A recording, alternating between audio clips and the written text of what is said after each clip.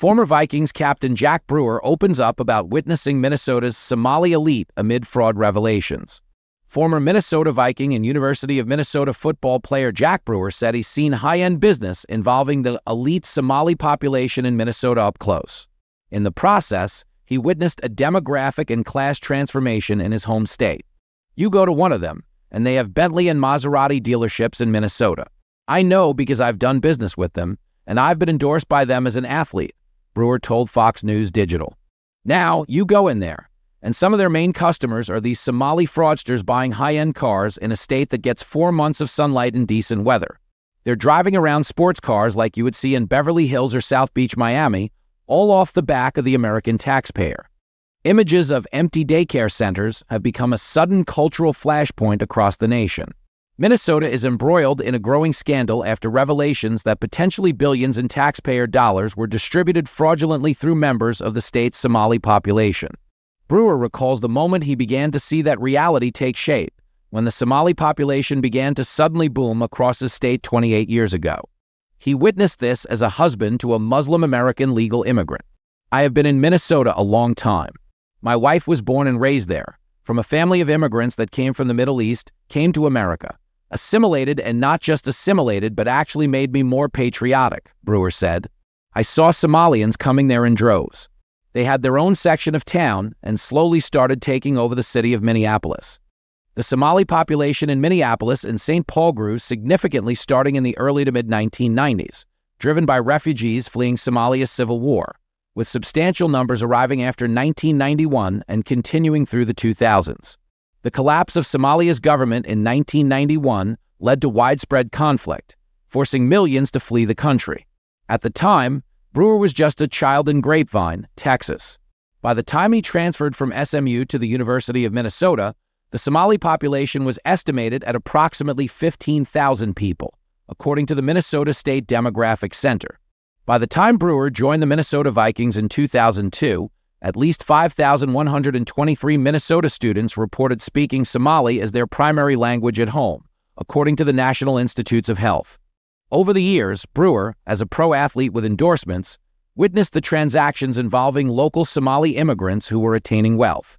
He began to witness their growing influence on local culture and religion. You turn on your TV. Have you ever seen a mayor on television waving a foreign country's flag and dancing and trying to rally people to support Somalia over supporting America? When you walk through Minneapolis, you hear Islamic sirens going off because they've come in here with that culture, trying to bring in Islamic culture, Brewer said. This is a spiritual battle like we haven't seen in a long time. A recent investigation by activists Ryan Thorpe and Christopher F.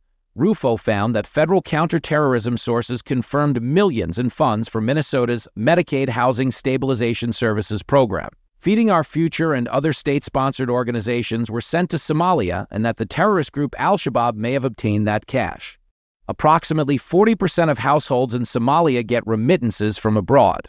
Thorpe and Rufo reported that, in 2023, the Somali diaspora sent $1.7 billion to the country, which was higher than the Somali government's budget that same year. In the land of 1,000 lakes, political power and welfare funds found their way to the Somali population. The state saw the rise of several prominent Somali politicians, including U.S. Representative Ilhan Omar, State Senators Omar Fateh and Zainab Mohammed, and St. Louis Park Mayor Nadia Mohammed, all Democrats. These people have embedded themselves into the political world, where now they are leveraging the federal government to fund their campaigns, to send money overseas to Somalia, and to build luxury condos and create a lifestyle for people in Somalia off the back of the American taxpayer. Brewer said, "For me, as a former Minnesota Viking, as a former Gopher, I got my undergraduate and my master's degrees from the University of Minnesota. I was a captain on both of those teams. It's one of the most embarrassing times I've ever had for a state that I've proudly said helped turn me from a boy into a man."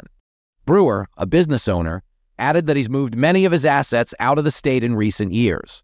"I've pulled back many of my investment interests in the state and moved business interests elsewhere because of what we've seen post-George Floyd," he said.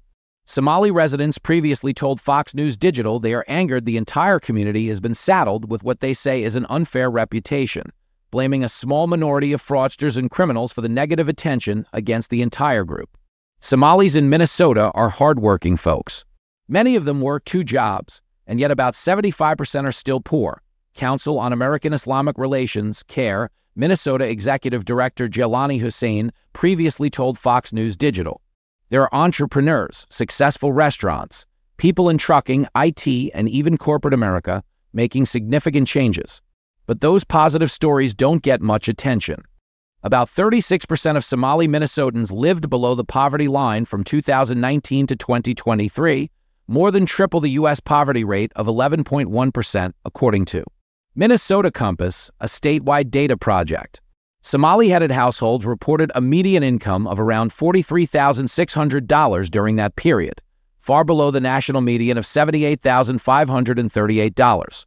Najma Muhammad, a hairstylist who came to the U.S. as a child, previously told Fox News Digital, "Most people think just because some people are bad in Somali, that every Somali is bad, which is just a stereotype." Brewer stands behind the state's patriotic Muslim legal immigrant population, which he is connected to personally through his wife's family. Witnessing their family, the way they do business, the way they love this country, what they stand for, their patriotism, I've learned from it. I've become better from it. I've loved my country more from witnessing my in-laws. So I know what's possible, Brewer said. They did that by moving to Minneapolis and building their businesses. It can happen, and it does happen. That's what this country was built upon. But he also wants to see President Trump take drastic measures in response to the recent developments. "I would put a freeze on all immigration until we get a handle on the depth of this fraud and the depth of the corruption that has taken place." Brewer said, "We need to get all these foreign terrorists out of our country. That should be a collective effort between our armed forces, our local law enforcement, our communities, our leaders, our churches, everyone, to protect our land." Fox News Digital's Michael Dorgan and Rachel Wolf contributed to this report.